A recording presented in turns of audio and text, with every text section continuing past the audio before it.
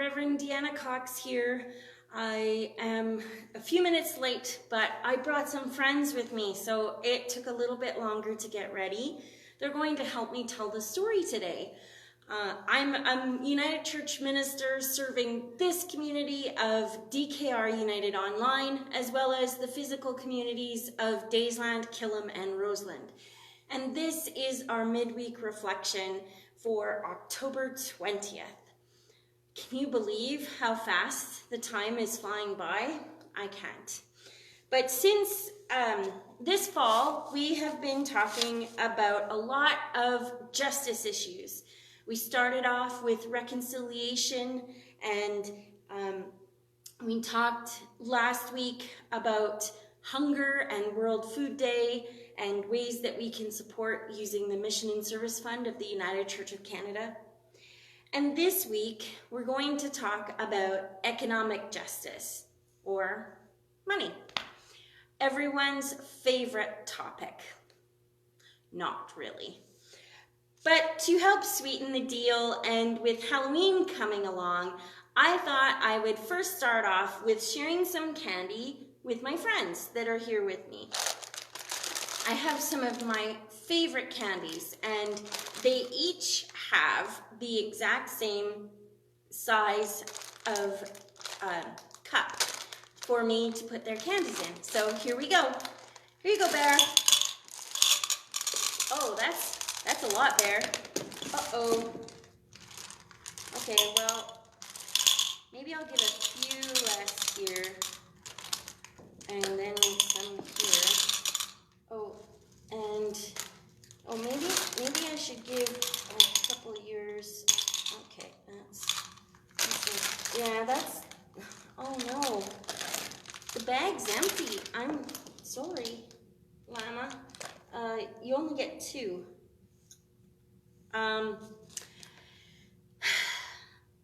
Sorry, friends. Unfortunately, this is often how money gets distributed in our society. Some, like Bear, end up with lots, and their cup overflows. And some, like Llama, have very little, or perhaps even none. And so, this Sunday, we're going to talk about potential ways that we can share our wealth as a society. It's a complicated subject. Last Sunday, we talked about all the factors that are influencing just sharing of our food resources, and the same is true with money. There's a lot of different factors that get in the way of a just sharing of resources. But that doesn't mean that it's impossible, and it doesn't mean that we should stop trying to advocate for the just sharing of resources. One of the scriptures that we're going to share on Sunday comes from the Gospel of Matthew, chapter 20, verses 1 to 15. You may be familiar with this story, as it's the parable of the laborers or the workers in the vineyard. And the workers in biblical times, and oftentimes still today, workers will line up, workers that are ready and willing and able to work will line up somewhere where they know that people who are needing workers will come and hire them for the day. And so the workers have all lined up, and the owner of the vineyard has hired those laborers that they thought they needed. And as the day progressed, they realized that they needed more help. So they went out and got more laborers, and they did that 2 or 3 times. And at the end of the day, even at the very last minute, just the last hour of work, maybe there was a storm coming or something, or maybe some other workers weren't able to work to the capacity that was expected. And so at the very last hour of the day, the owner of the vineyard went out and got some more workers to work that final hour only. And Then the day is done and the workers gather to collect their paychecks. And I'm sure you can imagine the rumblings that were going on amongst the workers. Some were, like the ones that were hired for the last hour, may have been, well, both thankful for getting work, frustrated that the little pittance that they might get for only an hour's day wouldn't make them very much. And maybe they were even hoping that they might get some of the produce as payment, so at least they would be able to eat tonight. And then the workers that worked all day might be a little smug, thinking, yeah, I got this full day's wage, or might be curious as to how the landowner is going to divvy up the wages. And the end of the story is that the landowner chooses to give the same amount of money to each of the workers, regardless of when they showed up. Oh my, can you hear the kerfuffle in the workers now? The righteous indignation of the ones who've worked all day. We were there, we were in line, we worked hard all day, and they get the same as us. Perhaps you have been in either one of those situations at some point in your life. Maybe you've been the worker who worked all day. Maybe you've been the one who just got 1 hour's work. And maybe you've been the landowner with the job of deciding how much to pay each person. With the pandemic, we have become very keenly aware of many, many things in our society. And one is the discrepancy in wages that exist across our country. And most oftentimes, it's the ones that are already near the edge, already marginalized in some way, that bear the brunt of the hardship. And so, as a church, we are called to think about how we can love our neighbor as ourselves.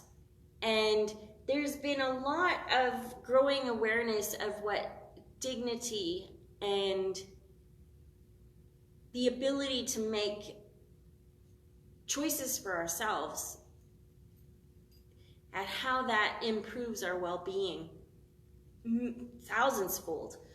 A lot of food banks are moving to giving gift cards so that the clients can choose the food that they purchase, because it's been recognized that it is giving them sovereignty or independence over their choices. One of the things that when you're in a cycle of poverty, that so many of those choices are taken away from you. And also with the pandemic and the CERB, people are starting to realize that the dignity that comes with having a guaranteed livable income and being able to make more of those choices for yourself, like where you're going to live,